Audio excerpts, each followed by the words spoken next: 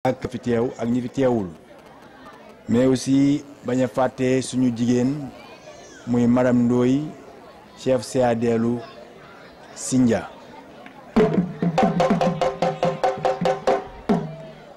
ci loolu dinaa ci boole madame Sène mi xam ne moom mooy ànd ak waa ACCESS di liggéey ak jigéen ñi. bon nag vraiment su ma ñëwee tase ak ñoom ci moo tax aussi bu ñu tasee tamit ba léegi aussi vraiment xool yëpp dafay dellu fàttali démb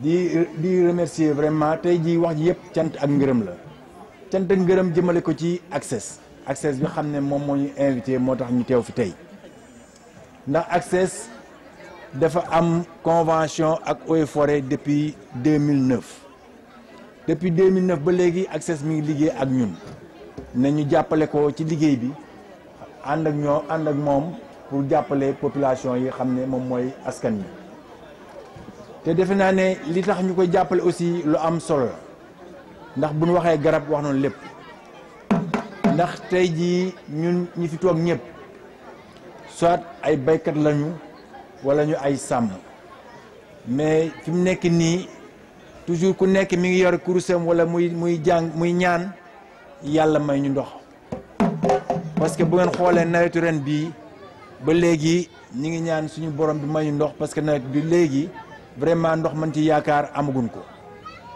te loolu yëpp nag defe naa ne xam ngeen lu ko waral moom mooy garab gi xam ne ñàkk na moo tax ñun war nañoo toppatoo garab yi xam ne moom lañ fekk te gën koo dooleel ci àll bi ak ci dëkkuwaay yi nee nañu dëkk boo xam ne moo la ëpp garab moo la ëpp taw bon nag war nañoo góorgóorlu lool parce que bu tawul parce que ñun taw lañu yaakaar pour bay ndax mbay mi moom mooy développer suñu koom-koomu réew bon nag war nañoo góorgóorlu ci garab yi léegi defe naa ne ñi doon def sketch mooy comédien yi defe naa wax nañu njëriñu garab ñi ma jiir tamit wax nañu ci baax ci njëriñu garab parce que bu ngeen gisee poussière bi yëpp poussière bi bu jógee garab gi moo koy téye ngelaw li bu jógee garab gi moo koy téye léegi garab gi aussi moo lay jox meññeef moo lay jox ak yeneen njëriñ yoo xam ne mën ci askan wi la jëm bon nag ñun kenn waru leen wax njëriñu garab ACCESS bu ci taxawee pour jàppale leen yéen ku ci nekk da ci war a bay waaram ba xam ne garab du ñàkk ci réew mi mais bu garab bëree def naa ne bu tawee garab yi mën naa dékkandiku ndox moomu ba ndox mi du wal ñëw ci dëkkuwaay yi bon nag aussi loolu yëpp ay njëriñu garab la yoo xam ne xam nañ ko ñu war cee góorgóorlu bu baax bon ACCESS moom vraiment gàcce ngalaam yéen waa gox bi yéen laa koy dénk surtout jigéen ñi parce que daa ngeen gis toujours ay góor ñoo fi doon nekk ay chef de secteur ren nag ñu ne dañuy yëkkati jigéen jox ko département wu Mbour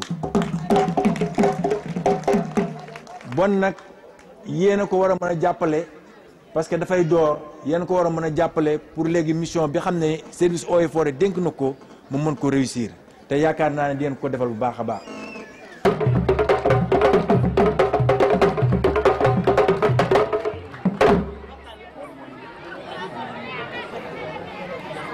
Premier prix ñi ñoo ñaan ban groupement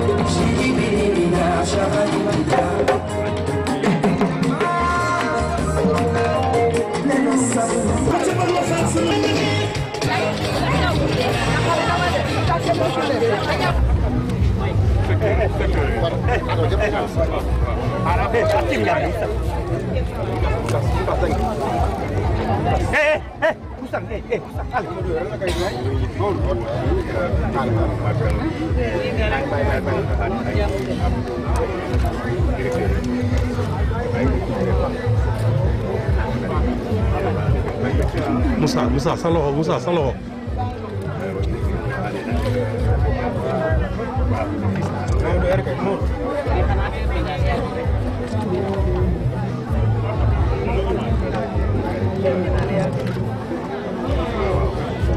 loxo Moussa.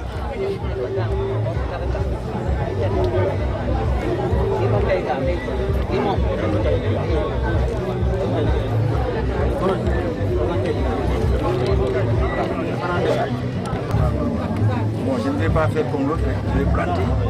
Et pas les continuer ci biir.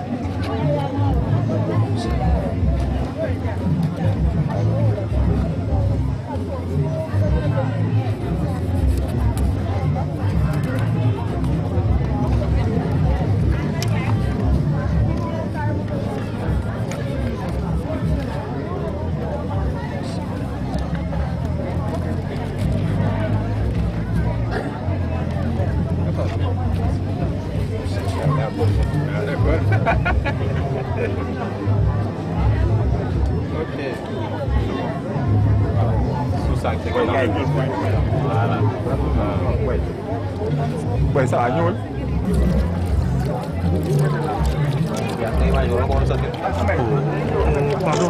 Pardon. Oui. Abal ko paaka bi. Alors vous vous présentez. Lieutenant-colonel Birame Dieng, inspecteur régional des eaux et forêts de Thiès.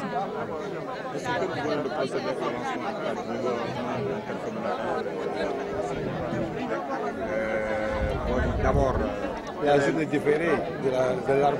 Oui, c'est bon, c'est bon. C'est la même chose, je comprends. Ouais. Maintenant, quel est l'intérêt de la plantation de l'arbre? Voilà, merci beaucoup, je vous remercie. Nous sommes aujourd'hui là au niveau de Thiafoura pour la journée de l'arbre, organisée par Access et ses partenaires au niveau et ses partenaires. Bon, ça c'est pour toujours sensibiliser les populations par rapport à l'importance de l'arbre. Parce que comme vous le savez, l'arbre est signe de vie. Parce que avec l'arbre nous donne donc beaucoup de fruits, nous donne donc des médicaments. L'arbre aussi nous donne de l'ombre. L'arbre aussi provoque ou bien est signe de pluie. Parce que comme vous le savez, jusqu'à présent, jusqu'au mois d'août, jusqu'au 15 août pratiquement, jusqu'à mi-août, on n'a presque pas de pluie au niveau donc de ce pays, ou bien même au niveau de la région de Thiès. Donc là, ça inquiète plus d'un, aussi bien les populations locales que les autorités. Donc là, c'est pour cela aussi on sensibilise toujours les populations pour qu'elles donnent l'importance à l'arbre. Donc parce qu'on a vu que jadis, il y avait des forêts qui nous entouraient au niveau de ces zones. Mais maintenant, on a vu que ces forêts sont dégradées et même au niveau donc